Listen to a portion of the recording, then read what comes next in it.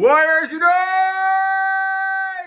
Back with an episode of Bigger Warriors 2 in the 1% Club. Hope you guys doing well.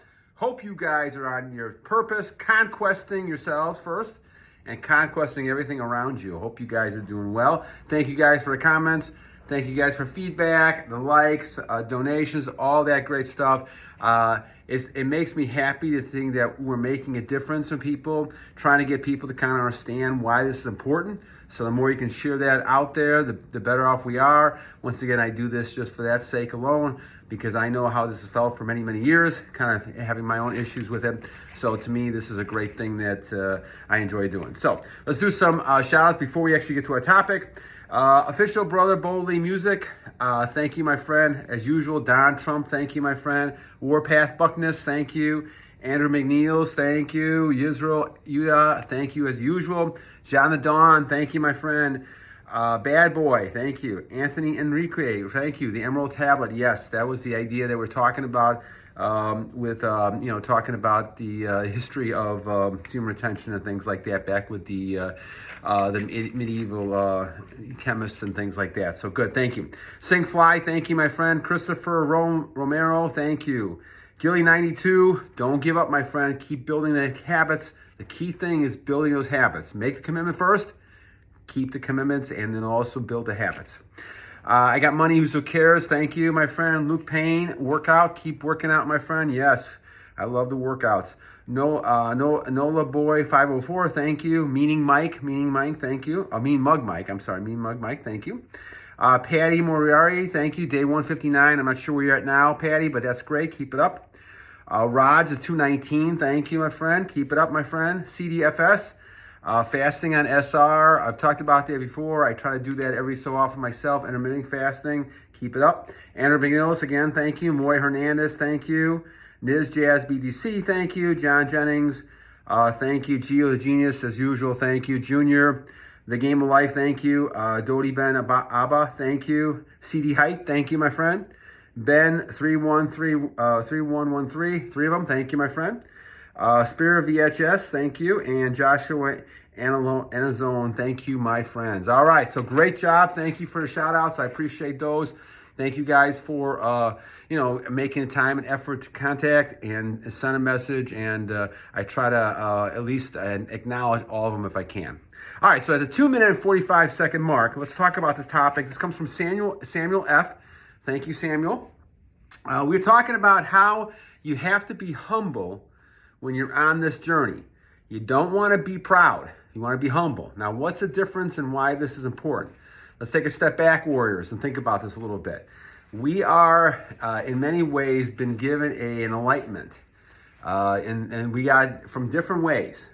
It could be, your enlightenment could have been getting recognized from this show, other great shows that are on YouTube, other people talking about it, any sort of connection that gave you this idea about how important retention is. Now, for me, it started back in 1998 when it came to getting the book that I found in the store and reading Kendler's Fountain of Youth, and that's kind of what started the process for myself. So we have been blessed, and I truly believe that our Creator feels that we're in that 1% of people who can use this knowledge and understand this knowledge. A lot of time people get knowledge and they just don't understand it. They're not ready for it. They're not ready to use it. And so what ends up happening is that they become, oblivious to it. It just passes them right by. And so they never understand how to use these techniques. And it took me, and knowing from experience, it took me 47 years to actually get this full picture right. And I know a lot of people talk about it in different forms, but I think it's important to understand that even though we're all on the same journey in one way, we're all in different journeys another way.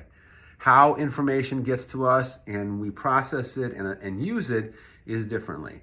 And how we do those things are important. So how we use the 5 rights of Kendler's, how we use the 6th right, I think it's important to understand the whole concept behind it. And the concept behind it is to save your energy and to transmute your energy. And that's what those exercises do. And the 6th right, obviously, is the key one. And though you may not follow the 6th right if you don't want to, you end up having to do the same thing when you're transmuting energy when it comes to retaining. and not allowing your energy to flow out. This is the key. And so the key is to try to find things to do to get yourself to transmute that energy. Now, where does this picture come into play with being proud? And what you really want to be is humble when you're under semen retention. It is very easy to kind of say, okay, now I'm one of those elite people that have gotten this information from my creator, and I know this information, and great things are happening to me. The benefits are wonderful, right? You're getting great clarity in things you're thinking about. Your workouts are becoming much better. You guys all kind of announce that this happens. And because of that, there's a tendency to get a little bit overconfident. And this is when the devil can especially hit you. The devil can hit you when you're overconfident. A lot of times in the art of war, we can see that the time that it's the worst for the victors is when they actually win. That moment right after, they let down, because they've won the victory. And so if the enemy or other enemies in the vicinity want to come over and take advantage of that, they can. That's the time that you're at the weakest, because you've won and now you've let down. The same thing when things happen well, things happen good to you, you cannot let up. And so if you have many, many days of retention, you want to make sure that you keep understanding that you got to do this as a lifestyle. Because if you become to the point where you become proud, and I've done this, I'm great, well then you're asking for a drop, you're asking for a temptation, you're asking for something to come in and take that all away from you. So you want to make sure that you understand how humble that you've become because of this. And this is not an easy thing, especially as we get older. It's very difficult to be humble about things because you have a lot of experience, you've gone through a lot of things, you think that you know something, and I did that when Vigor Warrior finished his doctorate. He thought he knew everything. Well, I realized I knew nothing. And so basically, when you figure that out, you realize that you're blessed for achieving goals, but you still are really not very smart when it comes to everything in the world and what God is.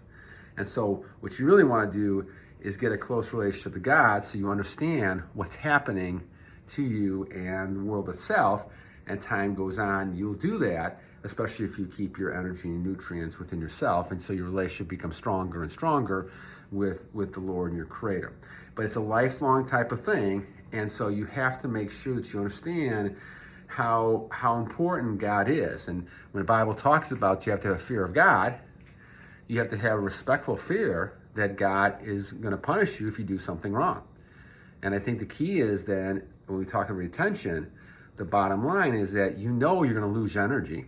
You know the negative effects of that. You know that you're going to kind of, the wages of sin is death, as we talk about in the Bible. So what is the wage we're talking about? Well, of course, when it comes to, intercourse, and when it comes to, having sex and releasing, you're basically losing your energy as a warrior. And now you're becoming weaker and weaker. And so the sin, the result of all that sin, right, of losing your energy over time, it means you become weaker. And slowly you're dying. Quicker than you probably would die otherwise. Now, we're all going to pass away. God is going to take us all at some point. But the point being is that you can live a long, prosperous, happy life if you keep whatever He's given you within yourself, and you're only releasing that on times that He thinks is appropriate. And that's why we talk about procreation is one of those times. But the thing is that you realize the sin you're creating. I don't care if it's adultery. I don't care if it's, stealing, killing, even taking 10 commandments. Any one of the 10 commandments you're doing, you're getting some consequence for that. Not honoring your mother and father, not honoring your God, having more than one God. All those things are going to end up hurting you. But especially when it comes to, bearing false witness on your wife, avoiding temptation and sin and adultery, all of those type of things are coming back to hurt all the people in our society. Now, they don't recognize that because they don't recognize God. And if they don't recognize God, they're of course not going to recognize any of the commandments. But it makes perfect sense when you look at people and you look at all things. It doesn't have to have a Sodom and Gomorrah. It doesn't have to have a Babylon. It doesn't have to have a Roman Empire. Those things can kind of be destroyed within. And you're being destroyed by within with all these behaviors you're doing to release energy, to have multiple partners. And I saw, again, some interviews with some women and men talking about how many body counts they've had, 55 people at 21 years old. Now, can you imagine what kind of life that person is going to have the rest of their life if they continue kind of sleeping around? But once again, the mentality is that this is great. There's nothing wrong with having sex every day with anybody, multiple partners. But you know that eventually that person is going to end up being really hurt, and in fact, they're on the path of destroying themselves. And they may not live a long life, depending on how long it is. And so is it no wonder we have a lot of people who are ill, who get sick, who get depressed, all these things, and you just wonder how much that's coming from all these behaviors. Again, the wages of sin is death. So the idea is that when you end up doing these things, your consequence is the fact that you're going to be punished. Now, you got to necessarily see, like I said, Sodom and Gomorrah kind of hit, down and destroy the whole city. Well, that may happen as a totality type of thing within the United States or anywhere because of all the sin that's being created. But it does happen individually, and you can see that. You can see by the thing that affects your life as time goes on. Look at people when you walk around. No energy, nothing. And those are the same people that if you talked to 10, 15 years ago, probably thought, well, they were doing anything they wanted to do. I can do anything I want to do, right? This is the comment you hear from a lot of people. Oh, I can do anything I want to do. You can't stop me from doing this, right? I can do what I want to do. Well, no one can stop you.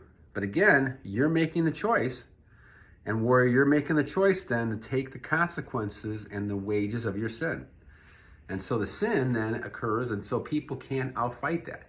And you can see them in their bodies, you can see them in how they are, and their behaviors. You can see those wages of the sin, right? And it leads to death from within and outside of that person's body. And so you can see this the way they are, right? They look emaciated, a lot of people. They look like they're walking around like zombies. They walk around, they don't really look like they have energy at all. And in fact, what they're doing is kind of taking all their energy, destroying it. Now, reason we all have our ups and downs. We have days and hours that we don't have as much energy. But if you look at some of these people, they look like they're just ready to pass away. And they're probably in their 30s and 40s and 50s, right? You should have a long life. And part of that whole thing, and mistake I made all these years, is not recognizing that a long life includes this retention. And hopefully God will bless me for a number of years after this, even though I had a lot of failures the first 47 years. But, regardless, the idea is that I have now found what I've been looking for, and now it's just a matter of continuing to work towards getting closer to my God, my Lord, to be able to, to find that happiness that I've had. I haven't felt as happy in a long, long time, right, about things.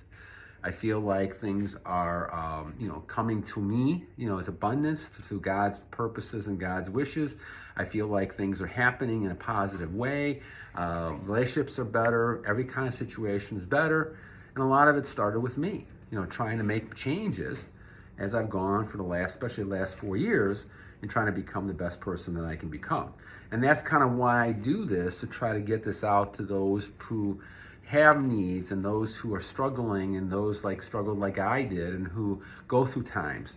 And one of the biggest things you have to watch out for is yourself, your own, pride, your own, arrogance when it comes to this whole process. Just because you've done it for a few days doesn't mean that you've overcome it. It takes a lifetime. If it takes 40 some years like it did with me, it's going to take a number of years to clear this out of your system.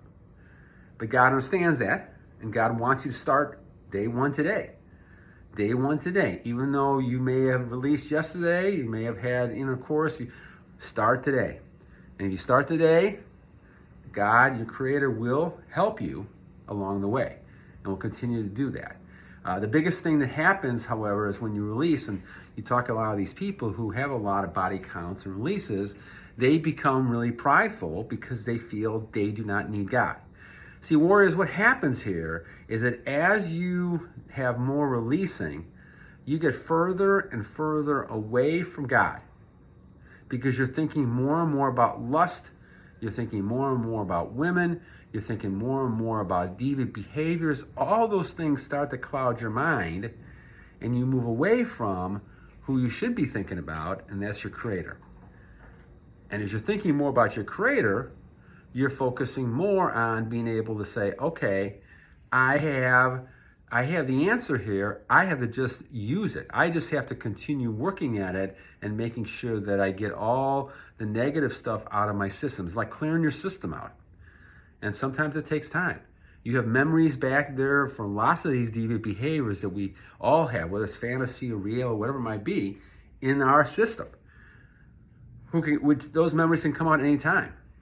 And so you have to always be on watch. This is why we talk about the armor of God, the headplate, the breastplate of the Lord. All those things are important from a psychological sense, because what you're doing is blocking out those temptations, those ideas. They're always going to be around you. You pop up any minute, because Satan is not going to give up easily.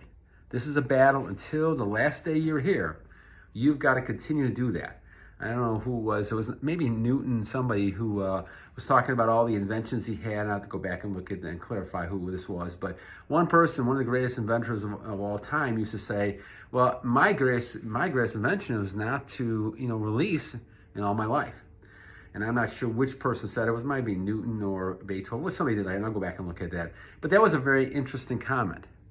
That people who looked at that person accomplished a lot in their life, but they never released. And the idea is that you can think, well, is this true or not? Who knows, But the idea that this person's thinking about, that their best accomplishment is the fact they didn't release after all the inventions and things they helped, create in the world. Isaac Newton was a good example of that. He did a great deal, but he never really had any affairs and relationships and everything like that, because he didn't release. He focused all his time on working on, the things he needed to work on, what God gave him. And was his life any worse? Probably not. See, we think of that we're missing out on something if you're not having sex all the time, or you're doing this or partying all the time. That's just a mentality that this society has brainwashed people to be in. You can do a lot of great things in this world and be very happy.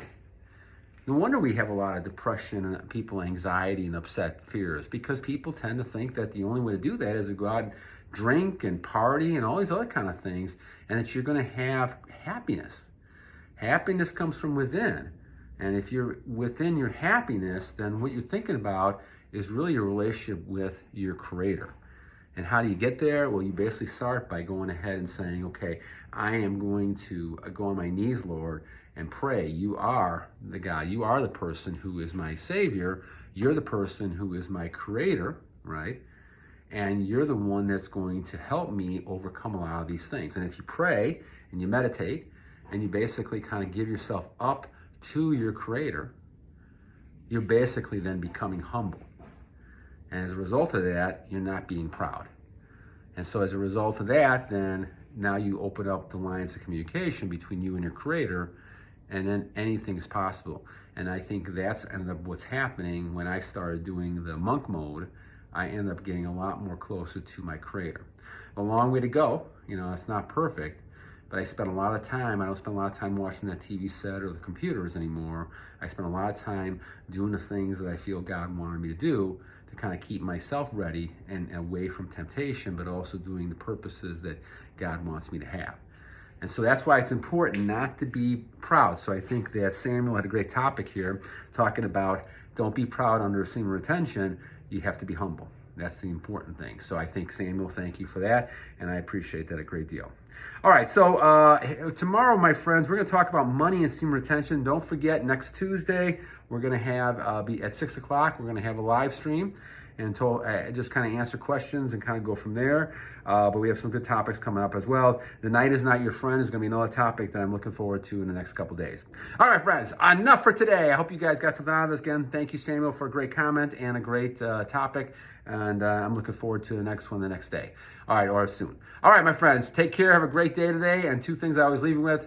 First, every day is a great day to a great warrior, and you guys are all great warriors. And number 2, guys, we always have to continue to remember to fight this battle. And so because of that, we say, battle on! Take care, guys. Have a great day.